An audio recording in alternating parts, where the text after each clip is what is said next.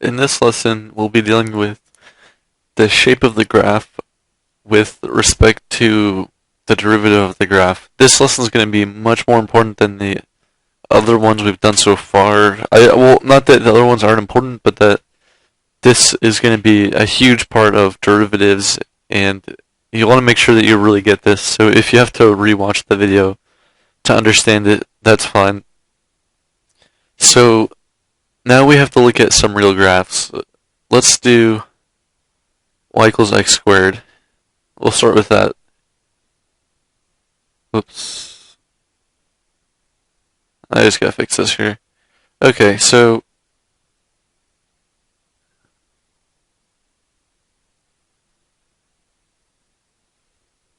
let's see. That's a pretty... that's a decent enough graph of y equals x squared. Looks something like that. So now we have to use the concept of the derivative to tell us some information about this graph. We're going to look at some terms here called critical points. Actually, I'll type them out. So we're dealing with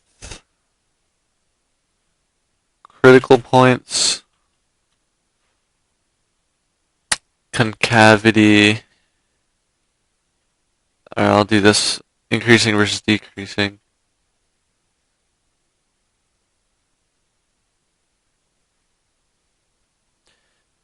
And inflection. So I'll move this over here. This is actually... Okay, now that's a good arrangement. So let's run through each of these, try to cover what we're talking about here. So, increasing versus decreasing.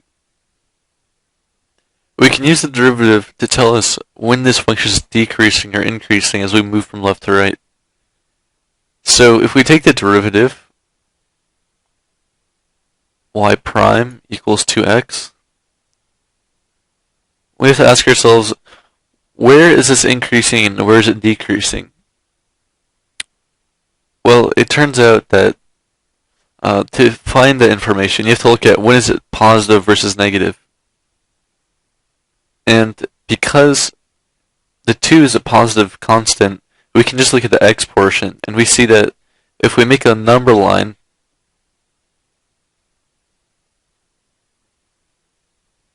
where this is 0, but the derivative is 0 when x equals 0, and it's negative when x is less than 0, and it's positive when x is greater than 0. I mean, that's pretty obvious.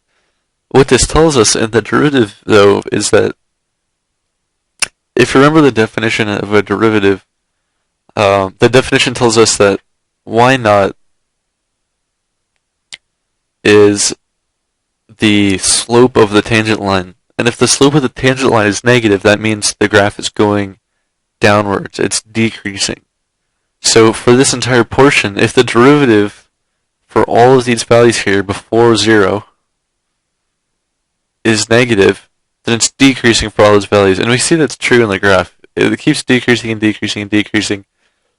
Then when it hits 0, it hits a critical point. That's our critical point right there. And it starts increasing again on the positive.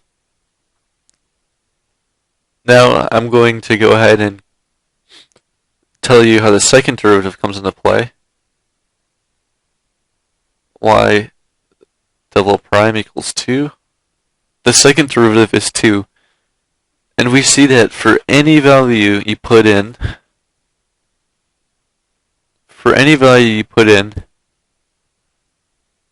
no matter where you are, it's always positive. Because it's a constant. It's always positive everywhere. And what this means is the derivative tells us where this is decreasing or increasing. And so the second derivative tells us where the derivative is increasing or decreasing. And so what this means is, because it's always positive, our derivative is always increasing. And so as a result, the slope is concave up.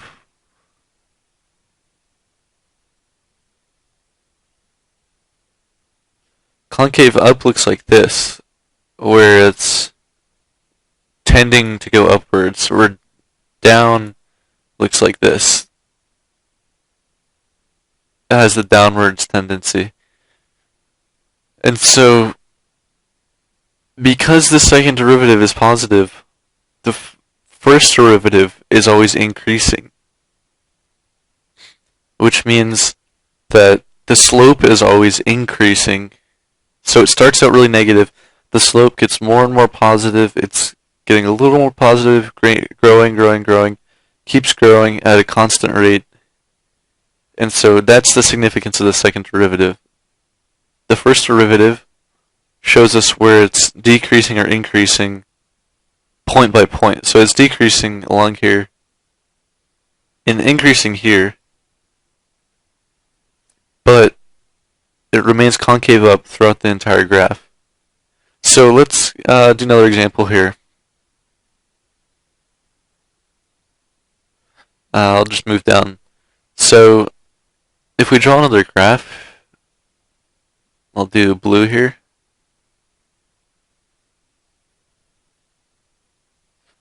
And we do y equals x cubed.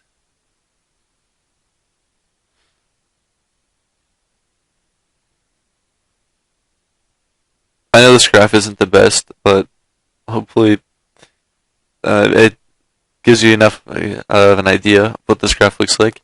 Now we take the first derivative. Actually, I'll do this in another color. To get, I'll go with red again here. Sorry. Okay, so y prime is going to equal 3x squared.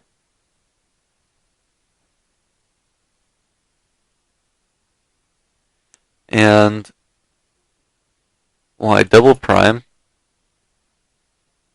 equals 6x. So let's look at a new idea here. To find critical points, we set the derivative equal to 0.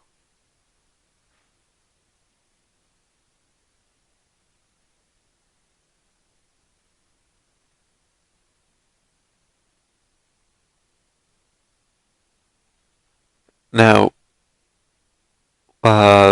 let's go back down here and set it equal to 0. So if we set this equal to 0, in red, if we set this equal to 0,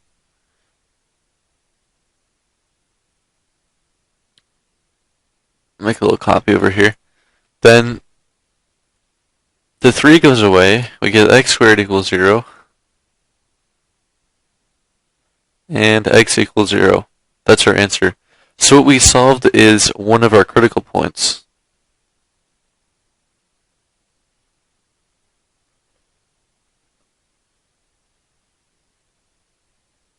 And what a critical point is where the sign of the function changes direction. So in this case, at x equals 0, this derivative changes. We'll check. It's an important place to check.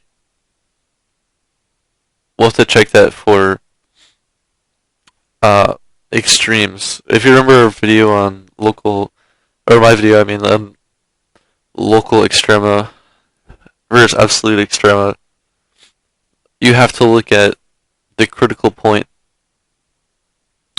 You have to build a list of critical points to find where those might occur. On this graph, we can see that the derivative is always increasing because this term is squared. So even if we're at -5 over here, that -5 is going to square to 25, get turned into 75. So the slope is 75 over here. Then it decreases, hits 0, and then starts increasing again. But the entire time this function is increasing. So we draw our little number line here.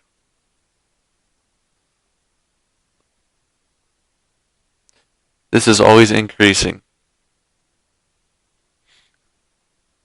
So as a result, the function has this growth the whole time. It's never going to dip back down again. And we know that from the derivative. Now, quickly, let's take a look at the second derivative. Now, this one's more interesting for this function because we see that if we draw our number line,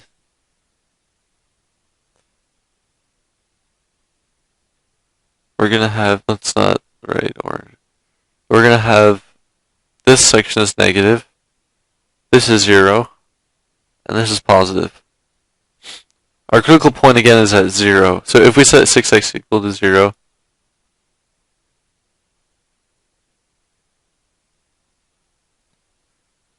then x equals 0 is the critical point. So same critical point as before. But now for a second derivative, the portion less than 0 is going to be negative. So over here this is going to be negative, and the portion above 0 is going to be positive. And so we look at the negative section is concave down. The positive section is concave up.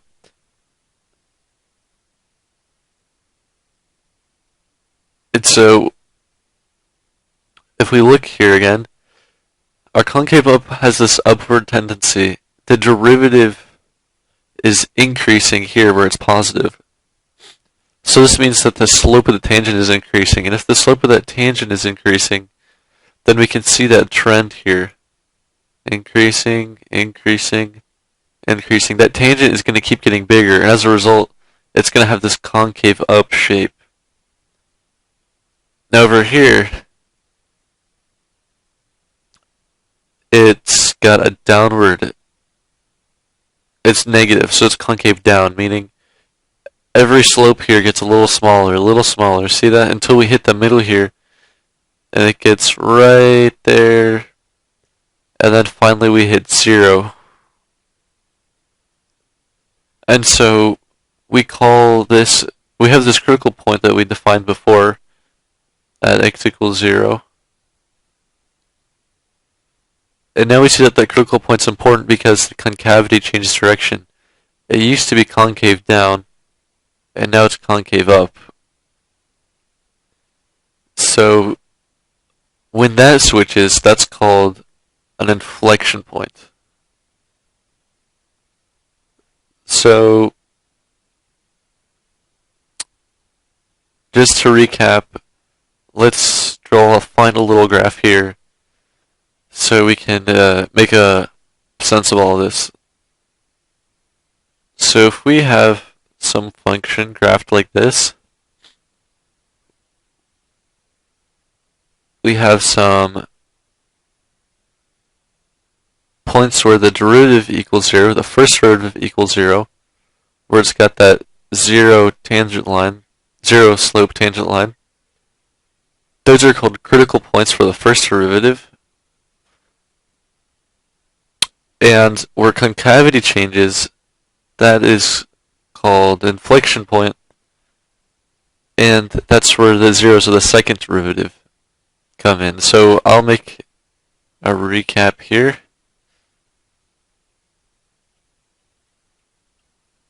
Set derivative equals 0, critical point, extremes, second derivative equal to 0.